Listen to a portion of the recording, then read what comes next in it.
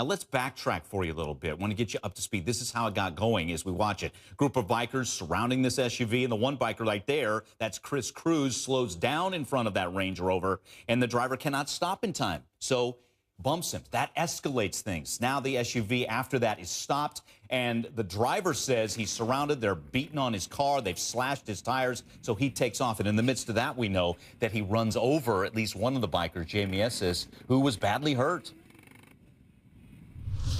It was a few seconds because everything happened so fast, it happened so quick. And the fellow rider underneath, just totally right underneath the car, and he kept proceeding on. No, exactly. It did not end there. Finally gets off the freeway, ends up in Washington Heights, and there you see again the gentleman with the helmet who's bashing that driver's side window, pulls the driver out. His name, by the way, Alexian Lien. He is recovering. Now, there is his wife, and again, 2-year-old little girl with him as well, as he's pulled out and beaten and knifed. Now, again, the same cannot be said for the motorcyclists, Edwin or Jamie Esses, the man who was hit by the SUV. There's a picture of him. He is hospitalized. We've heard reports, 2 broken legs, and may never walk again. By the way, he's still in a coma. My husband got off his bike to help the guy. And whatever he did, he got scared, he went peeled off, and he paralyzed my husband on the way.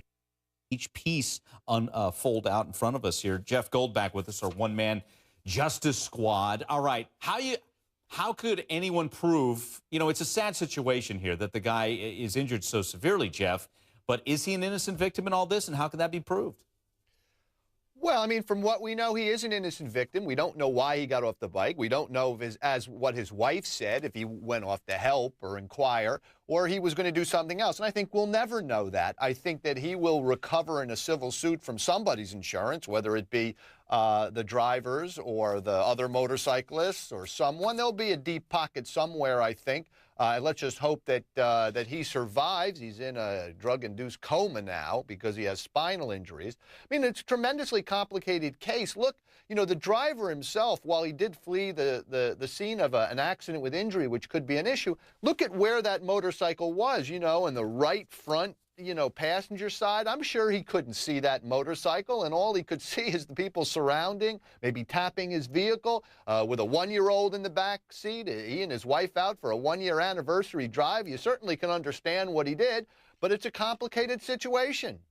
Yeah, exactly. And again, how are you going to parse this out to where the driver could face charges? Is it just simply what you said, leaving the scene of an accident? He left it. Look, it's a crime in most places to leave the scene of an accident with injury, which is what he did. But well, the DA will have a review of this matter and most likely come to the conclusion that, A, he probably couldn't have seen that bike. Now, while he knows he ran over it, did he know he ran over a person? What's his obligation when you run over what you think is just a motorcycle and not a person? He's panicking. I think overall they will not charge him. It might go to a grand jury or such for the grand jury to look at it. But overall, most citizens would say, hey, I'd do the same thing and get the heck out of Dodge. Wow. All right. We're going to keep everybody updated, Jeff. Thanks so much.